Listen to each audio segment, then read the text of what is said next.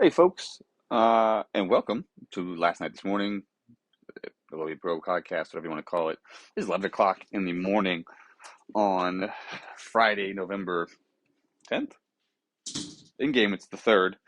Um, but we are fresh off the World Series conclusion, Game 7, which saw the first National League World Series win in MLB Pro history as a historically good offensive Colorado Rockies team took on a historically good offensive and defensive Seattle Mariners team. And the series promised or delivered, excuse me, on everything that we hoped it would in terms of length, in terms of storylines, in terms of heroes, right? So I thought it'd be an interesting way or thing to look back at how this Colorado Rockies team that won this championship was built. Um, and there's a couple ways to look at it, I guess, right? Um, because you could start with, oh, I don't know. I mean, you could start with all kinds of things. Um, but I guess the most interesting one to start with would be Carsen Thor himself. And forgive me, I kind of thought I could click into his name, um, and look at his like history. Maybe I can. Let me go here. Manager list. But I know Carsen hasn't been with us for a really long time. In fact, if I break this down backwards, he has a team record of, where's my calculator? Carsen has a career record of 194 wins and 130 losses, which is a total of 324 divided by what is it, 168 games? It's about 2 years. So this is Carsen's second full year in Major League Baseball, Major League Pro. I know he's actually, I think he's some level of professional athlete as well, and outside the MLB Pro world. So in 2 years, Carsen took a team that has historically been very good, right? If you look at the 2 years he took over a Rockies team that had won for the previous 3 years leading up to his ownership. 95 wins, 84 wins, 90 wins, finishing second in the division all 3 of those years. Fell back to third the year before, while making the playoffs, and won 89 games. Nothing to sneeze at, right? Um, and then took that team to 105 wins in the National League West in 2023. Now, the West wasn't what it's been, I guess. The Diamondbacks certainly took a step back this year, although, to be fair, it's the best division in the National League. The Dodgers were excellent, but the Giants and the Padres were doormats. The Giants, you see a path forward. The Padres, I really don't. It's a different story for a different day, right? They're not the American League West, but 105 wins in the best division in the National League is very, very impressive. Especially when you consider, I think they had winning records over the Braves and the Phillies over the regular season as well. What Carsen has done in 2 years is nothing to be sneezed at, especially when you look at he resisted the temptation to completely overhaul a team that had failed to win the championship.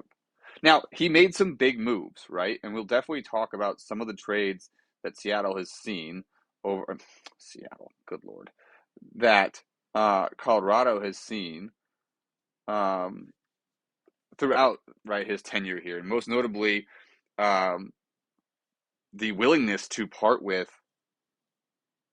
I think, in his first offseason. This may have happened before. No, this must have been one of his first moves. So maybe I'm misunderstanding the timeline here exactly. But um, the trade of Jed McKinley, was that Carsen? Hang on one second. I can figure this out. Okay, sorry about that. That took probably no time in your world. I had to step off and go look at the trade. So, in fact, he did trade Jed McKinley, but before that, the Rockies actually traded Alex Bregman. if I've completely forgotten about him, I forgot he even existed, down to Houston in his first move.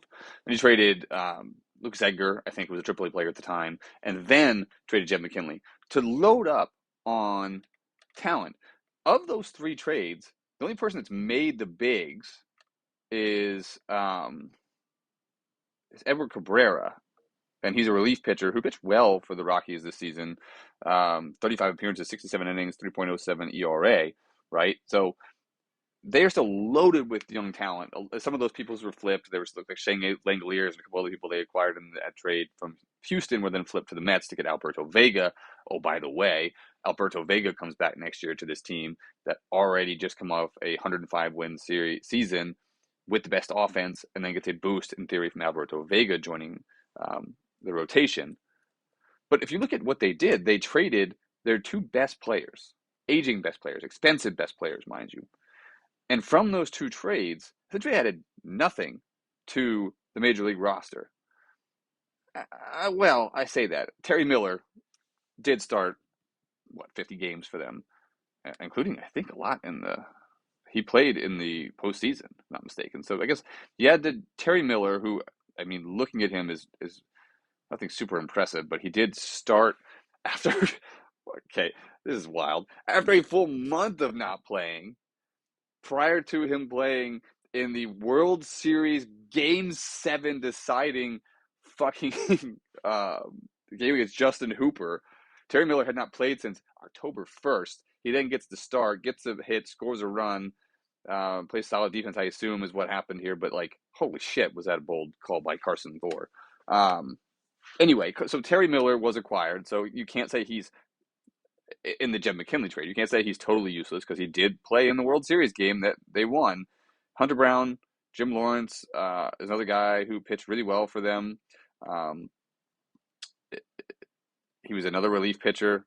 Appeared in 25 games, 74 innings, started 7, so he kind of went back and forth. And what he was part of, he pitched in 2 games in the World Series. Including Game 7, where he pitched an inning and 2/3, gave up a run, but didn't factor into the decision. But I mean, hey, he pitched in Game 7, so there's 2 guys right there from the Jed McKinley trade. Maybe not the big names you'd expect, but 2 guys that definitely made an impact. Billy Madden, no. Michael Wright also played nothing. He's not the guy I was thinking of. He's in rookie ball. So you think about what he did here, right? Dismantling a team.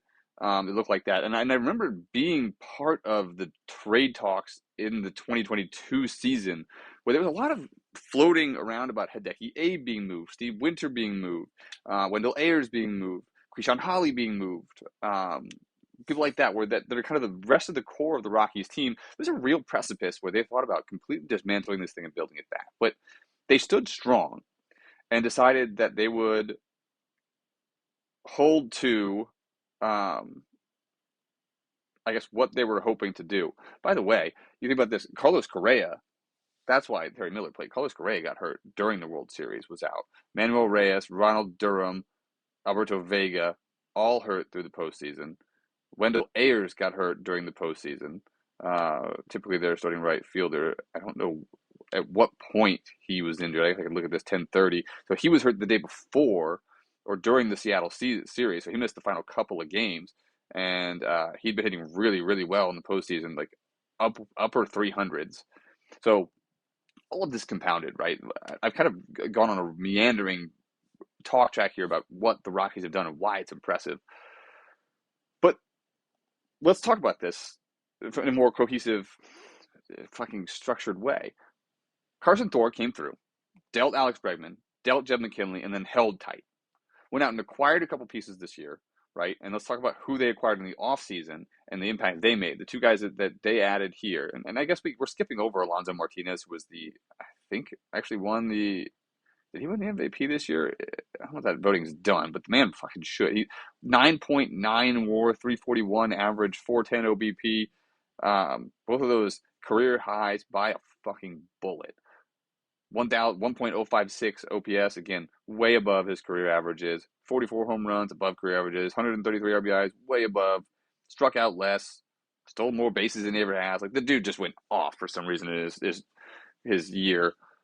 Still under contract for a couple more at a really reasonable price, but that's not what we're here to talk about because he was here prior. That was an adoption. Carson Thor was adopted Alonso Martinez, and maybe under his leadership, he's done very well, right? You can say that, and they've molded him into something spectacular. Um, but anyway, we'll come back to that. The two players I want to talk about are the two players that he actually went out and acquired in the offseason. And that's Cam Gallagher, who didn't directly take over Jeb McKinley's spot as the catcher, but he definitely did fit in this year, right after the stopgap didn't really work out. He was acquired as a free agent after the Tigers let him walk. The Tigers traded for him along with Corey Seager last year to the price tag of Will Holland, a fairly well thought of second baseman down in Miami, and Gary Hardy, less well thought of and injured at this point. So not a real big price tag for the Tigers to pay. Will Holland hit 200 in Miami last year. Good Lord, what the fuck goes on in Miami? How does everybody just die down there? And never mind, not the point. So Cam Gallagher starts the majority of the games this year. He started 128 games, 2.3 WAR, 264 average, 295 OBP, 19 home runs, 60 RBIs. A return to form, essentially what he was at his best, with a fantastic batting average, which he never flashed in Miami. Again, what the hell happens in Miami? He flashed for sure in Detroit and was able to maintain that in Colorado. His performance in the postseason, though, is where you really need to talk about it. But before we talk about the specifics, we got to talk about Keston Hiura, or Hiura? I just butchered the shit out of that. Another acquisition in the offseason around the Thanksgiving timeframe from Detroit. They acquired in exchange for Thomas Hershiser, old Tommy Hershiser, and Tyler Freeman, a couple of prospects who sit in, well, Tyler Freeman's in Pittsburgh's system now. Thomas Hershiser's in high A for Detroit. Didn't pitch much there, pitched well in a couple of performances. But Keston Hiura, again, not a needle mover guy, doesn't play good defense, probably doesn't play the field all that much. DH is a lot for them, but he's cheap. And both of these guys, huge factors in the World Series specifically. In the postseason, I guess these statistics are postseason specific. I don't know, are they? Either way, Hiura drove in 10 RBIs. Cam Gallagher drove in 10 RBIs.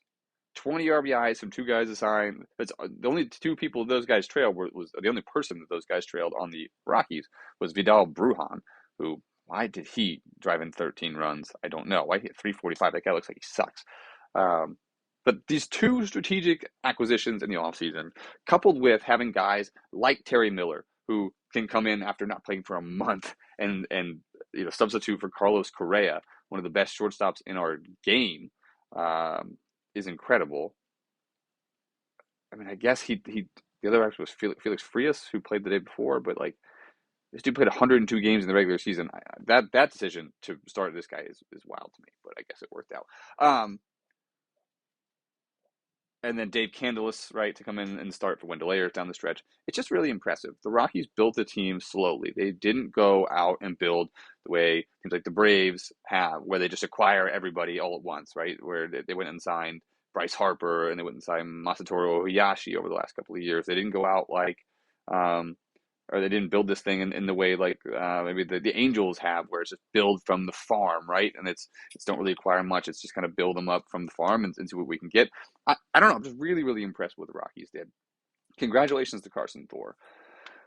Let's talk real quickly, heavy, like way too early predictions for 2023 or 2024, excuse me. Again, I know we're changing systems, so who knows what happens. But the majority of these guys, if I am looking at this right, which I will do right now, salaries, 2024. Who comes off the books? Wendell Ayers needs a contract. Alberto Vega needs a contract. Cam Gallagher needs a contract. Manuel Reyes needs a contract. So a lot of guys that were hurt. And Hideki Arada needs a contract. So that's not nothing, right? But you don't see, I'm trying to see, is there anybody that sees a massive spike year one to year two? No. In fact, their player salary, their salary, what's the word? Requirements, or what they're on the hook for right now, is actually about 25 million less in 2024, excuse me, than it was in 2023. If these players all resign, it's about $40 million, right? So someone's taking a pay increase somewhere. It's probably not a bunch of people are taking. It's Keston Hioria goes up about 700,000. Eric Harris goes about 700,000. It's nobody taking a massive increase. It's a lot of little ones. Candelas goes up 2 million. Oh, these guys are all in arbitration. Holly goes up about 2 million. It's a team option. Alonzo Martinez goes up 1 million. Ronald Dunham goes up a couple million, right? Again, the point being they have room in the budget here to go out, re-sign the players they've got, keep the majority of the core intact, and then think about maybe bringing in a piece where it makes sense, because there are certainly pieces to be had in this offseason. You also look at the fact that they have the 12th best system in baseball, um, with one, two, three, four, five top 100 prospects, right, in their system. One, two, three, at least three of them in Double A, so reasonably a shot to make the bigs next year at some point. And a guy like Hunter Brown in Triple A, who could potentially add to this rotation. He looks ready. He looks very, very good. You got to like the Rockies' chances to repeat, especially that you're hearing rumblings out of some of the biggest teams in the National League that there may be ownership changes. There could be GM changes. I've heard rumblings of at least one big team in the National League who is expecting to lose their general manager, their longtime general manager, and see some turnover in the front office. What does that do? Right? Does a team that's won historically get new leadership and decide to tear it all down and open the door even further for somebody like the Rockies? Um, what happens with the Phillies? I know they just got new ownership. What does that team look like now that they've got somebody steering the ship as opposed to being on autopilot for a while? Can the Reds make a jump? Can the Cardinals come back to fruition? What the fuck happened to the Pirates? Not the Pirates, excuse me, the Brewers. They were such a good team. They don't seem to have made many changes, but dropping to 82 wins. Yes, they made the playoffs, but can they bounce back here? The Dodgers seem to be building for a run. The Giants are on the run. Everybody knows what John Hines is capable of when he gets the engine moving, right? There's going to be a ton of pressure on the Rockies to repeat next year, but I think they're set up in a really strong way. Stay tuned. I'm going to try to do something like this every week, and I will keep you updated on the fluidity of some of these positions that we are hearing about, and we'll start doing breakdowns and whatever we can throughout the postseason. Bye.